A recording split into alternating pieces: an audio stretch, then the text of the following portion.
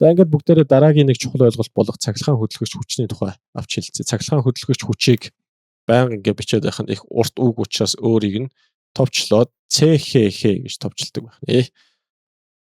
За энэ юу вэ? Дамжуулагчаар гүйдэхийн тулд түүний хоёр үзүүрт потенциалын зөрүү үүсгэх ёстой гэж хэлсэн байна. За тухайлбал энд нэг юм цэник байлаа гэж үзье л да. За энэ доор тайлбарлая би. Энд нэг юм цэник байлаа гэж үзье. Эерэг Q гэдэг цэник. Энэ цэнигийг А цэгээс Б цэгт аваачих байгаа гэж бодъё. Бүгдээрээ. Тэгэх юм бол хэдүүлээ нэг ийм зүйлийг үүсгэчихэд л давгүй болчихно. Тэр маань юу вэ гэвэл энэ А цэгийн потенциалыг за би потенциал гэдгийг фи үсгээр тэмдэглэж харуулдаг гэж өмнөх хичээл дээр бас хэлж ирсэн. Бас V үсгээр тэмдэглэж харуулдаг. Энэ удаад бүгдээрээ фи үсгийг ашиглая. Фи потенциалыг илэрхийлнэ. А цэгийн потенциалыг фи А-гийн Б цэгийн потенциалыг фи B гэчээ. Хэрвээ бид дараах байдлаар А болон Б цэгийн хооронд потенциалын зөрүү үүсгэх юм бол буюу А цэгийн потенциал нь Б цэгийнхаа потенциалаас их байх юм бол их потенциалтай цэгээс бага потенциалтай цэг рүүгээ тухайн цэнийг маань аяанда өөрөө урсаад очноо. За энэ нэг ийм юм байна. Тэгэхээр энэ бол юмыг унгааж байгаатай адилхан. Одоо тухайлбал энд нэг зүйлийг авч үзье л да. За энэ байна. Энийг бүгдээрээ ширээн дээрээс тодорхой өндөрт аваачих юм бол энэ тодорхой өндрийн потенциал энэ одоо потенциал нь ширээний тавтан зэрэг потенциалыг бодвол их байгаад байгаа юм. Тэгээд энийг тавих юм бол их потенциалтай цэгээс бага потенциалтай цэг рүү автоматар энэ маань өөрөө нүүгээд шилжээд явах нь байна. Яг түүнтэй адилхан. Тэгэхээр потенциалын зөрүү үүсгэх юм бол А цэгээс Б цэг рүү тухайн цэнийг маань өөрөө нүүдэг байх. За бас агаарын урсгалын одоо тийм ээ агаарын урсгалын хөдөлгөөн буюу салхитай бас холбоотой. Улаанбаатарт даралт их байгаад дараханд даралт байгаа юм бол магадгүй Улаанбаатараас дархан руу агаарын одоо тэр молекулуудын хөдөлгөөн бий болох нь байна. Түүнийг бид одоо салхи гэж хэлдэг. За үүнтэй адилхан. Тэгэхээр ямар нэгэн зүйлийг хөдлөхийн тулд бүгдээрээ хоёр цагийн хооронд потенциалын зөрүү гэж зүйлийг үүсгэчихэд хангалттай байдаг байна. Энийг ойлгосон байх гэж найдаа. Хоёр цагийн потенциал нь тэнцүү байх юм бол тухайн цэнийг маань хөдлөхгүй. За яг эсрэг тохиолдолд бодъё бүгдээрээ. За энэ маань нүүгээд Б цэг дээр очсон байлаа гэж бодъё. Б цэг дээр очсон. Энэ ингээд өнөөх Q цэнийг байна. Энийг арилгах чи энд байхгүй аль хэдийн нүгээр явчихсан. Их потенциалтайгаас бага потенциалтай руу автоматар нүүсэн. Тэгвэл буцаагаад түрүүний жишээн дээр шиг бага потенциалтай цэгээс их рүү нь би энэ цэнийг хэрхэн яаж аваач вэ? Тухайлбал ширээний одоо тавцсан дээрээс тодорхой өндөрт би хэрхэн яаж гарах вэ гэхээр заавал би өөрөө гараараа гадны хүчээр үйлчилж ээж гараараа түүнийг дээш нь татчихж аваачиж байгааг та бүхэн харж байгаа. За энийг битгий мартаарай. Энд юу гэж хэлсэн бэ гэвэл дамжуулагчаар гүйдэхийн тулд түүний хоёр үзүүрт потенциалын зөрүү үүсгэх шаардлагатай их ба бага потенциал бий болгочход потенциалын зөрүү бий болох нь. Битүү хэлэхэд бага потенциалтай цэгээс. За одоо яг эсрэгээр нь ярьж байгаа шүү. Одоо багаас ширээний тавцсан дээрээс дээш нь өргөхөд юу шаардагдах вэ гэхээр гадны хүчний нөлөөгөөр явагдах боломжтой. Битүү хэлэхэд бага потенциалтай цэгээс их потенциалтай цэг рүү цэник зөвхөн гадны хүчний үйлчлэлээр бий болох ёстой. За энэ механикаар бол би ингээд энэ одоо массыг ширээний тавцсан дээрээс дээш нь ингээд гараар өргөж байгаа юм. Тэгэхээр миний гарнаас бий болж байгаа энэ хүч маань өөрөө гадны хүч байх нь. Гэтэл цахилгаан хэлхэн дээр энэ маань арай нэг жоохон өөр. Дамжуулагчаар нэг жирэг цэнигийг шилжүүлэхэд хөндлөнгийн хүчний хийх ажилдаа тэнцүү хэмжигдэх хүнийг битүү хэлхэндэг цахилгаан хөдөлгөгч хүч буюу энэ одоо доор харуулсан зурган дээр батарей энэ үргийг гүйцэтгэдэг байх нэ. За тэгвэл энэ дээр ус дамжуулах систем болон цахилгаан хэлхээ хоёрыг ингээд адилтгаж харуулсан байна. Усыг доороос дээш нь тийм ээ. Доотлын цэг энэ цэг маань бага потенциалтай дээш нь их потенциалтай цэг рүү аваачих гэдэг. Тэгэхэд гадны ямар нэгэн хүч хэрэгтэй. Тэр маань энд шахуурга буюу ноцоосын тусламжтайгаар тухайн усыг доороос дээш нь ингээд эргэлтэнд бүгдээрээ оруулж чадаад байна. Тэр үргийг хэн гүйцэтгэх вэ гэвэл цахилгаан хэлхэнд батарей гүйцэтгэдэг байх нэ. Буюу эдгээрийн одоо нийтлэг нэрийг нь бид нар юу гэж хэлэх вэ гэхээр цахилгаан хөдөлгөгч хүч маань гүйцэтгэдэг байх нэ. Тэгэхээр цахилгаан хөдөлгөгч хүч маань ерөнхийдөө бага потенциалтай цэгээс их потенциалтай цэг рүү аль ч цэгээс аль ч цэг рүү тухайн цэнийг зөөх чадвартай ийм гайхалтай хэд байх нэ гэдээ бүгдээр ойлгоч. Цахилгаан хөдөлгөгч хүчийг эпсилон үсгээр тэмдэглэн эпсилон гэж уншина энийг. Ингээд эпсилон гэдэг бол энэ хийсэн ажлыгаа бүгдээрээ за нэг цэгээс нөгөө рүү цэнгийг зөөгөөд байна тийм ээ. Тэгэхээр ерөнхийдөө зөөж гинөө тодорхой зай шилжүүлж гинэ гэж ажил хийж гинэ энерги зарцуулж гинэ гэсэн үг. Тэгвэл нэгж тэр одоо цэнэгт ногдох тэр энерги хэмжээг л бид нар юу гэж хэлээд байгаа юм бэ гэвэл цахилгаан хөдөлгөгч хүчгээд эпсилоноор тэмдэглэж байгаа юм байна. Энэ маань эпсилон тэнцүү А хуваах нь Q байх нэ. За та бүхэн ойлгосон байх гэж багш найдаж байна. А-гийн нэг чинь юу вэ? Joule.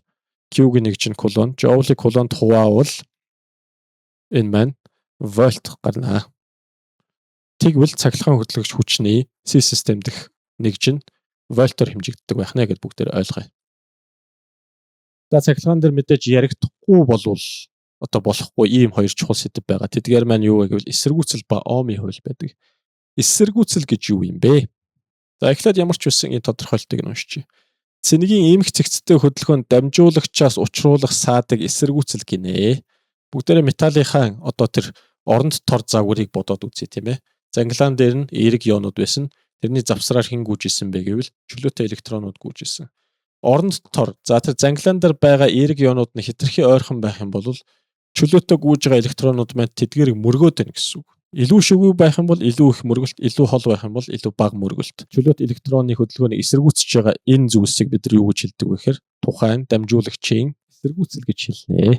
Тухайлбал алт төмөр хоёрыг аваад үзье. Аль нь эсэргүүцэл багтаа юм бэ гэвэл алт эсэргүүцэл багтаа. Тийм учраас мэдээллийг маш хурдан дамжуулдаг байгаа. Сүүлийн үеийн одоо энэ ухаалаг утаснууд төр ашиглагдаад байгаа металл нь бол ялтчгүй алт. Зарим одоо хөгжиж байгаа улсууд яадаг вэ гэхээр эдгээр хаягдмал гар утаснуудаа буцаагаад цуглуулад дотроос нь алтуудаа буцаагаад хайлуулж авч дахин боловсруулдаг байгаа.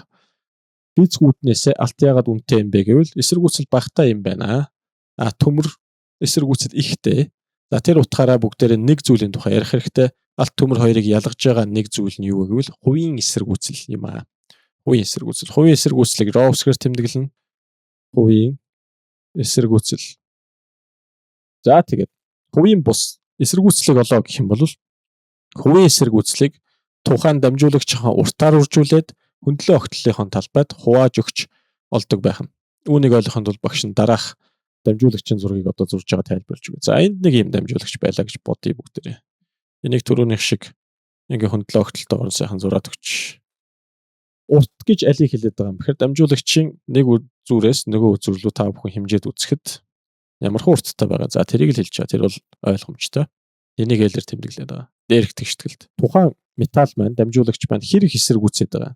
Тэр шинж чанарыг бүгдээрээ хувийн эсэргүүцэл буюу Ро-гоор илэрхийлдэг байх нь мөн хөндлөн огтлолын талбай гэдэг нь энийг илэрхийлж байгаа. За энэ бол А буюу S-ээр тэмдэглэсэн ч бол хөндлөн огтлолын талбай байх нь энэ тал дээр нь S-ээр тэмдэглээд үгүй. А тэнцүү S гэд үзчихье бүгдээрээ. Хөндлөн огтлолын талбайтай уруу хамааралтай гэж байна.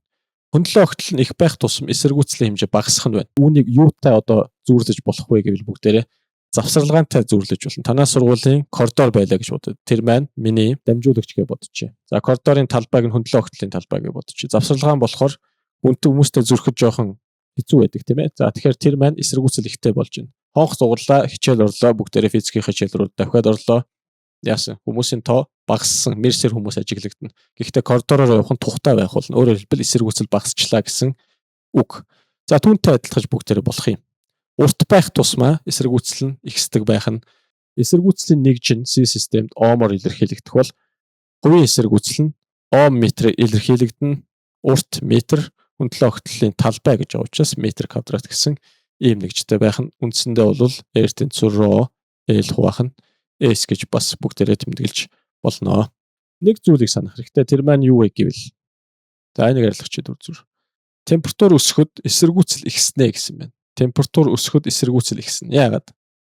Яагаад вэ гэхээр тухайн оронд торынхоо занглаан дээр байгаа тэр ионууд маань илүү их чичирч эхэлдэг. Илүү их чичирнэ гэдэг нь тэр байрлалаас хөдөлж эхэлнэ дээшээ доошоо. За тэгээд дээшээ доошоо хөдлөөд байгаа ийм саадууд маш олноор ингээ бий болчихоор тэр завсраар нь явж байгаа чөлөөт электронуудад илүү хэцүү байх болно. Тийм давж гарах илүү хэцүү байх болно. Тийм учраас эсэргүүцэл маань ихсэж байна гэд бүгдээр ойлгочих. Буюу кристалл торны эмх замбраагүй хөдөлгөөн ихсэх тулаа гэж хэлсэн байна.